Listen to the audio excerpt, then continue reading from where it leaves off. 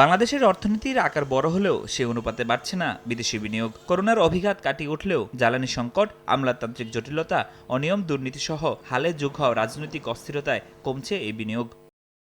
গণ অভ্যুত্থানের জেরে ২০২৪ সালে বিগত ৩ বছরের তুলনায় সবচেয়ে কম বিদেশি বিনিয়োগ এসেছে, পরিমাণ $১২৭ কোটি, যা ২০২৩ সালের তুলনায় ১৩% কম। সম্প্রতি জাতিসংঘের বাণিজ্য ও উন্নয়ন বিষয়ক সংস্থা আকসডাডের প্রতিবেদনে এ তথ্য উঠে এসেছে।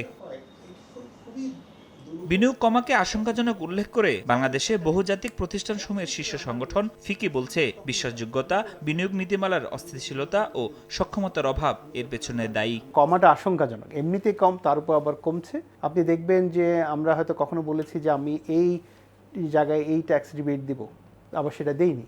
আমরা এনার্জির কন্ট্রাক্ট করেছি, কন্ট্রাক্ট করার পর আবার সেটা আমরা অনার করিনি। নীতির ধারাবাহিকতা খুবই জরুরি। কোনো একটা পণ্যে আমি বলেছি যে আমি এই পরিমাণ ট্যাক্স রাখবো, সেটার ভিত্তিতে কিন্তু কেউ আপনার মেশিন লাগাচ্ছে, ফ্যাক্টরি বসাচ্ছে, কিন্তু আপনি যে পরবর্তী এসে বলে না এটা ট্যাক্সটা বাড়িয়ে দিচ্ছি, তো তার তো ব্যবসার রিটার্ন আসবে না।